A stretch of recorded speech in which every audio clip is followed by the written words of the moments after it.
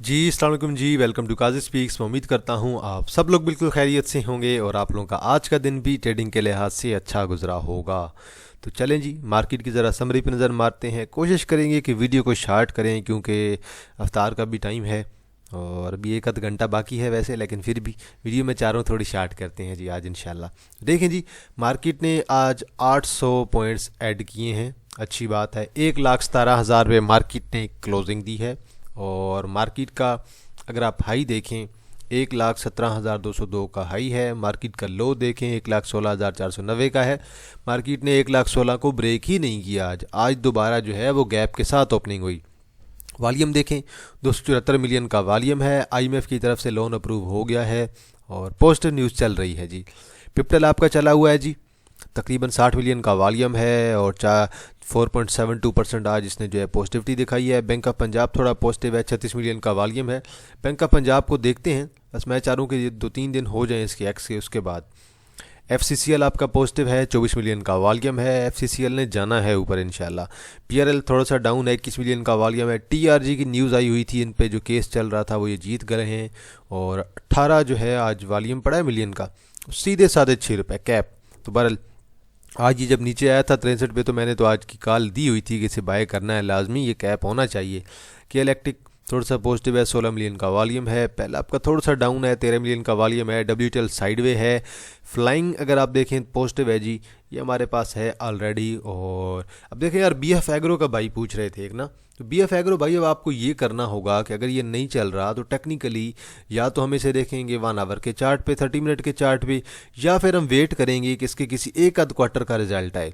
एक आध क्वार्टर के रिजल्ट की बेस पे ये प्रेडिक्ट करना बहुत आसान हो जाएगा कि भाई ये शेयर कितनी प्राइस डिज़र्व करता है करंटली। अब देखें इसके रिज़ल्ट हमें कुछ नहीं पता कि शेयर की ईपीएस कितनी आएगी, और बस ठीक है हम आइडिया लगा सकते हैं इतनी आनी चाहिए, लेकिन जब आएगी तो तब हमें पता चलेगा कि यार इसकी ईपीएस इतनी आई है, तब हम कहेंगे कि भाई इसके अंदर एक अच्छी मूव बनती है कि नहीं, ये शेयर कितनी प्राइस डिज़र्व करता है।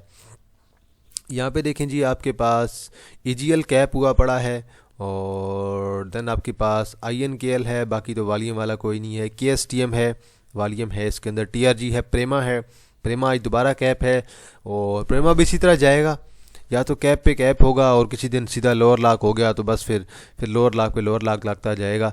अब उसके बाद हाला इंटरप्राइजेज है और आज हमारा शेयर जी कैप हुआ पड़ा है।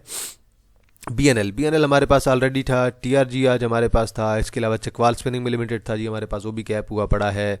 तो हमारे आज अच्छे खासे शेयर कैप हुए पड़े हैं। बीएनएल ने अच्छी मूव दिखाई है। बीएनएल के बारे में वैसे चार्ट मैंने आप लोगों से कुछ दिन पहले जो है आप लोगों से मैंने शेयर भी किया था। और यूवीआईसी है जी, कल हमने डंप कर दिया था, आज ये डाउन आ गया दोबारा। देन इसके अलावा सैफ टेक्सटाइल है, रहने दे जी, वॉल्यूम नहीं है। 786 है। एलएससीवीएल है, डाउन है। एक दिन कैप होता है एलएससीवीएल, अगले दिन डाउन होता है। बहुत ही भाई वोलेटाइल है ये, तो आप लोगों ने देखा होगा, नोटिस किया होगा। एलएससीवीएल एक दिन ऊपर गया होता है, अगले दिन आप देखेंगे तो डाउन आया होता है और लोअर लॉक लगा होता है।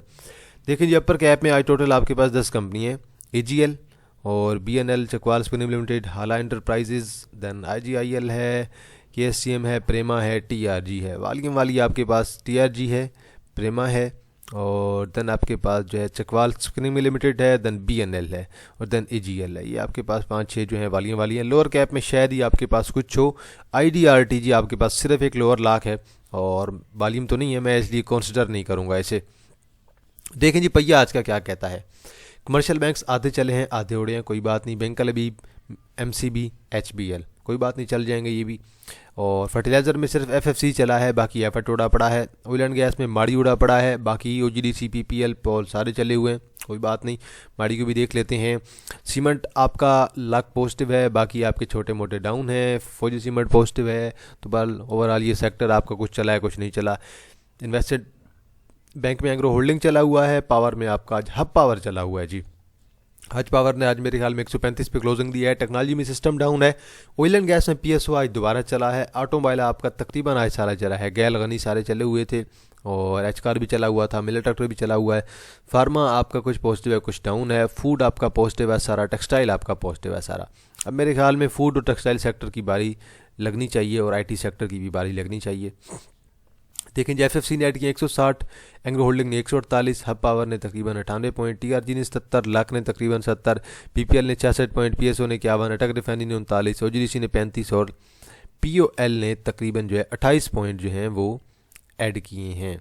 माड़ी ने निकाले हैं 144, UBL ने 19 पॉइंट, फातिमा ने 19, सिस्टम ने 12, पेल ने 8, डीरा गाजी खान सीमेंट ने 7, 8, AICL है, पायोनीर है, अलाइड बैंक है और JDVC है। तो वाले मेजर जो पॉइंट निकले हैं वो सिर्फ और सिर्फ माड़ी पेट्रोलियम की तरफ से निकले हैं और किसी ने कोई नहीं निकाले।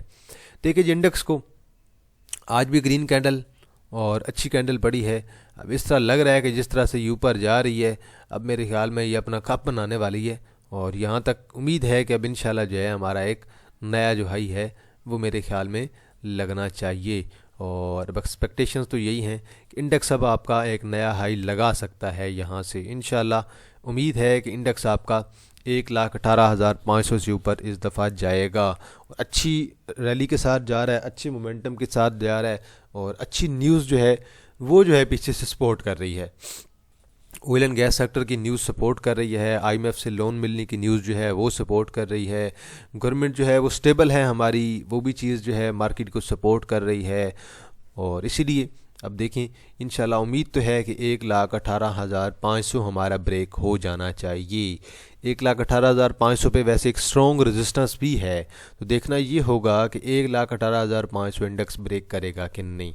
अभी तक तो मुझे कोई खास सेलिंग इंडेक्स के अंदर दिखाई नहीं दे रही कि भाई इंडेक्स जो है वो किसी जगह पे जाके जो है वो सेलिंग आ जाए अचानक सडन, क्योंकि करंटली जिस तरह से मोमेंटम है और जिस तरह से न्यूज़ सपोर्ट कर रही हैं, जिस तरह से जो है वो प्री गैप जो लग रहा है फौरी मार्केट का, और गैप के साथ मार्केट की ओपनिंग हो रही है, शेयर्स की ओपनिंग हो रही है, उससे आपको बेहतर आइडिया हो गया होगा कि मार्केट की अगर एक मेजर जो रेजिस्टेंस है वो मेरे ख्याल में 1,18,500 के राउंड अबाउट है।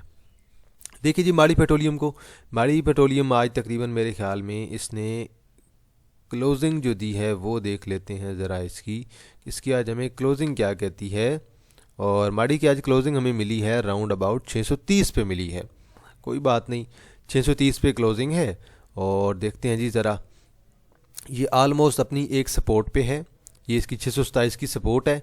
627 के बाद देन जो है उम्मीद है कि रीटेस्ट करने के लिए आ सकता है इसी ट्रेंड लाइन को, जो इसकी चैनल की ट्रेंड लाइन है वो तकरीबन इसकी बन रही है 610 पे। तो 627 और 610 की इसकी दो सपोर्ट हैं और उम्मीद है कि यहीं से इसे दोबारा रिवर्सल लेना चाहिए। तो बहरहाल हमने तो आज जो है, मैंने तो स्टॉप लॉस लगवा लिया था क्लोजिंग बेस पे, तकरीबन जो है वो 640 का, आज 639 पे मेरे ख्याल में इसने क्लोजिंग दी है। और हमने तो वैसे स्टॉप लॉस इसलिए एडजस्ट करके रखा हुआ था, टेल स्टॉप लॉस, क्योंकि बाइंग तो हमारी नीचे की है। लेकिन क्या है कि अगर स्टॉप लॉस यूज़ ना करें तो आपका प्रॉफिट जो है वो आहिस्ता आहिस्ता कम हो जाता है और फिर प्रॉफिट बचता कोई नहीं एंड पे। अगर बंदा इसी तरह सोचता रहे कि भाई चलो प्रॉफिट टेकिंग नहीं करनी तो फिर ऐसे ही होता है। पर अभी आज की कैंडल देखें जी ज़रा, 30 मिनट के चार्ट पे भी ज़रा देखते हैं। और 30 मिनट का चार्ट भी अच्छा है, स्टिल अपनी सपोर्ट पे आने की कोशिश कर रहा है। वैसे अगर 610 पे टच करता है तो वहाँ पे मेरे ख्याल में हैवी बायर भी आ सकते हैं। और स्टिल आखिरी घंटे में वॉल्यूम भी अच्छा बड़ा है, आखिरी अगर देखें 15 मिनट के अंदर। और 5 मिनट का चार्ट भी देख लेते हैं। तो उम्मीद तो है कि अगर इसे ब्रेक कर जाता है कल 627 को तो फिर हमें ये शेयर 610 पे मिल सकता है। और मुझे लग रहा है कि 610 पे जाके हमें इसके अंदर कुछ अच्छी जो है वो बाइंग नज़र आएगी। तो बहरहाल 610 पे जाके वायर इसके अंदर एक्टिव भी हो सकते हैं। और अगर ये अपने पैटर्न को रीटेस्ट करने आता है तो वहाँ पे इसकी बाइंग दोबारा बन सकती है और दोबारा एक बुलिश रैली कंटिन्यू वहीं से कर सकता है। तो बहरहाल जिनने ट्रेड लेनी है, मैंने तो आप लोगों को कल भी ट्रेड रिकमेंड की थी इसके अंदर कि स्टॉप लॉस आप लोग लगा सकते हैं। और बल्कि मैंने उस दिन आपको 590 की रिकमेंड की थी। मैंने अपने प्रीमियम मेंबर को जो ट्रेड रिकमेंडेड की हुई थी वो मैंने यही की थी कि भाई स्टॉप लॉस हम लोग लगाएंगे 640 का क्लोजिंग बेस पे और टारगेट जो है हमारा वो हमारा 700 के करीब का होगा। तो बहरहाल अब जिस तरह लग रहा है कि भाई अब इसके अंदर थोड़ी सी हमने चेंज करनी पड़ेगी, मे बी ये अब दोबारा आपका 627 को ब्रेक करता है तो देन 610 पे भी आ सकता है। और जो भाई पूछ रहे थे लॉन्ग टर्म के लिए, तो लॉन्ग टर्म के लिए मेरे भाई ये देखें कि अभी आपने पीक देखी है मार्केट की, अभी आप खड़े हैं मार्केट की पीक पे। अभी आपको सिर्फ एक क्वार्टर में आपको जो है डिवीजन नहीं मिला, एक क्वार्टर में सिर्फ 9 रुपए की EPS आई है।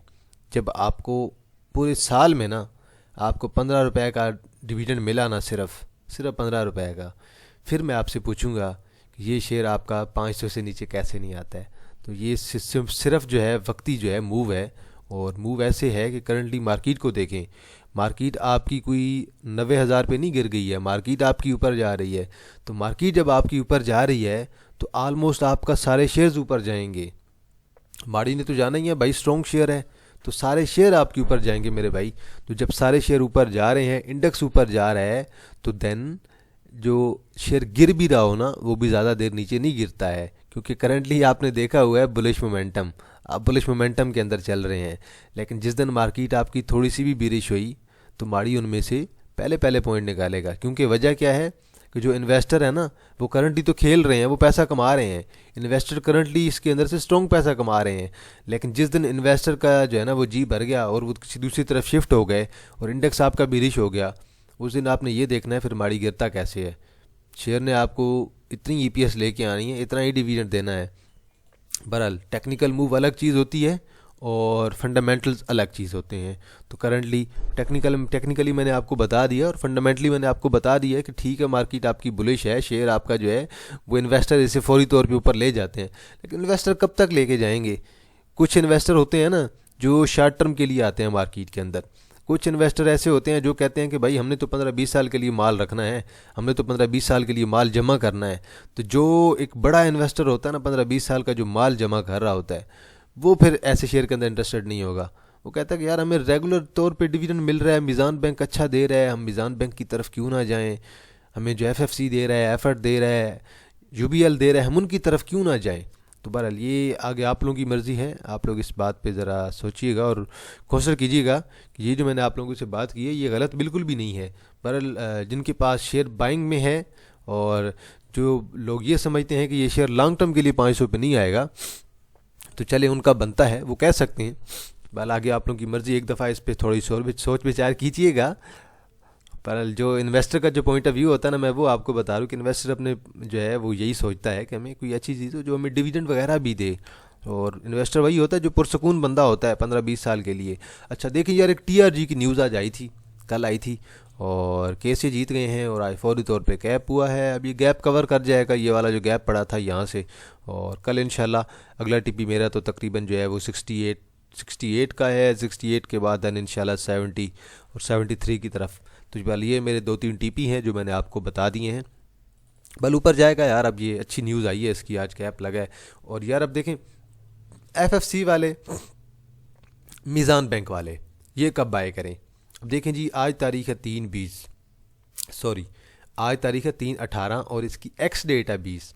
आज आपके पास 18 है, कल 19 है, कल आखिरी दिन है। और कल जिसने रखना हुआ डिविडेंड के लिए वो रखेगा, बाय करेगा। और परसों जो है ये शेयर कल जिस प्राइस पे भी क्लोज़ हुआ उतना शेयर जो है उसी प्राइस से 21 रुपये शेयर नीचे ओपन होगा, तो तब हम इसे बाय करेंगे। तो बहरहाल अभी देखते हैं कल की क्लोजिंग जहाँ भी हुई उससे 21 रुपये नीचे ओपन होगा तो हम लोग इंशाल्लाह इसे बाय करेंगे। इसलिए जल्दी करने की ज़रूरत नहीं है, जिनके पास ऑलरेडी है वो कल एग्ज़िट कर सकते हैं, जिन्होंने डिविडेंड नहीं लेना।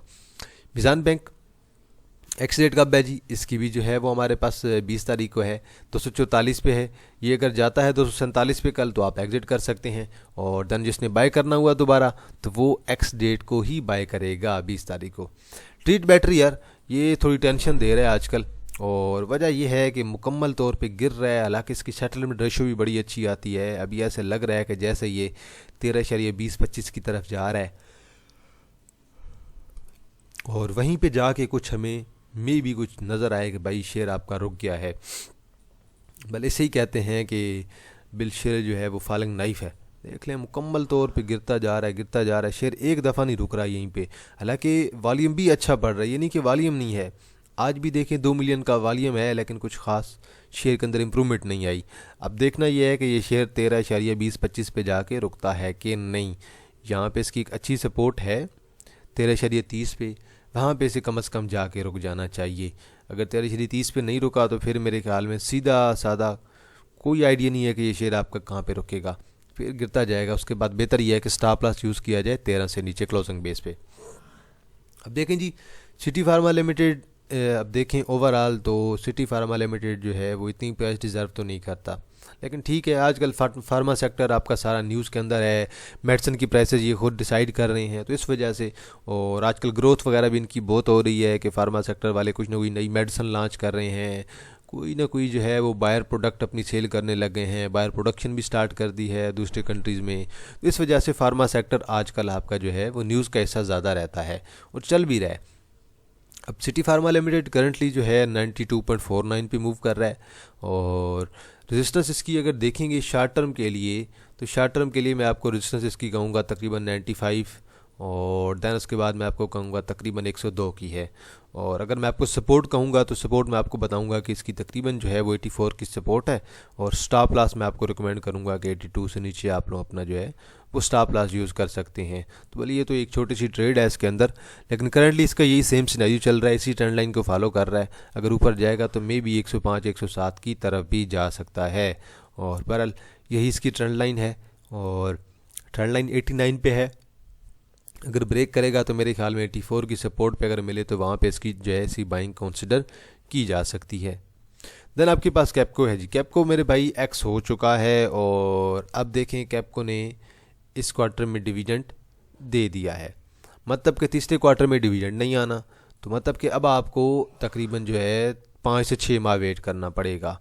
कैप्को मार्केट रेट पे बाय करें, मज़ीद नीचे आता है 29 पे आप इसे और बाय करें, ये दो आपके बाइंग लेवल हो सकते हैं।